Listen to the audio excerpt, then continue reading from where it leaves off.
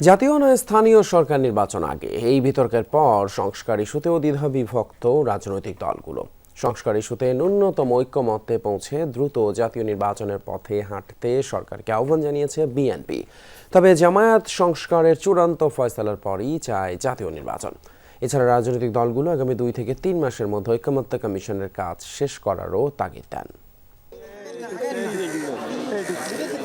6 সংস্কার কমিশনের প্রস্তাবনা নিয়ে রাজনৈতিক দলের মতামত জানতে গঠিত ঐক্যমত্য কমিশনের প্রথম সভা হয় ফরেন সার্ভিস একাডেমিতে। এতে অংশ নেয় 26টি দল ও জোট।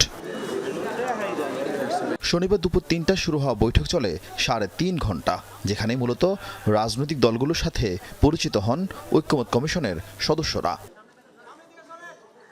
বরাবরের মতো এই বৈঠকেও ন্যূনতম সংস্কার শেষে জাতীয় নির্বাচনের তাগিদ দেয় বিএনপি। তবে এতে অনীহা জামাতের।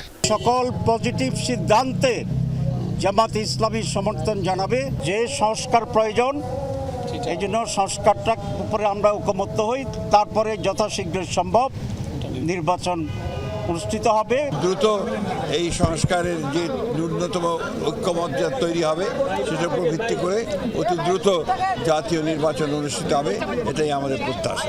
রাজনৈতিক দল বিভিন্ন কথা বলেছে, সেগুলো তাদের নিজস্ব মতামত বলেছে, কিন্তু একদম পজিটিভ কনস্ট্রাকটিভ কিছু আলোচনা হয়নি। বিএনপি আগে জানিয়েছে জাতীয় নির্বাচনের আগে স্থানীয় নির্বাচন চায় না, তাই সংস্কার ইস্যু ছাপিয়ে আলোচনায় গুরুত্ব পায় কোন নির্বাচন আগে হবে, স্থানীয় নাকি জাতীয় সেই বিতর্ক। বৈষম্য বিরোধী ছাত্র আন্দোলনের পাশাপাশি আরও কিছু দল স্থানীয় নির্বাচন করার পক্ষে, তবে এখানেও আছে ভিন্ন মত।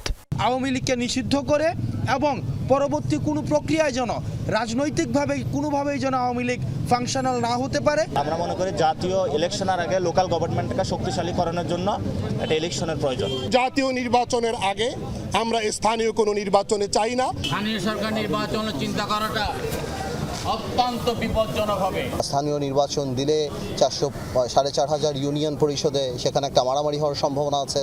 ঐক্যমত্য কমিশনের কাজ শেষ করতে 6 মাসের সময়সীমা দেওয়া হয়েছে, যদিও কয়েকটি রাজনৈতিক দল মনে করে আগামী 2 বা 3 মাসের মধ্যেই এই কাজ শেষ করা সম্ভব। সুপারিশ দিয়েছে, যে সুপারিশগুলো কমন, এগুলোকে আপনি একটা লিস্ট আউট করেন যে এই সুপারিশগুলো সবাই একমত হয়েছে।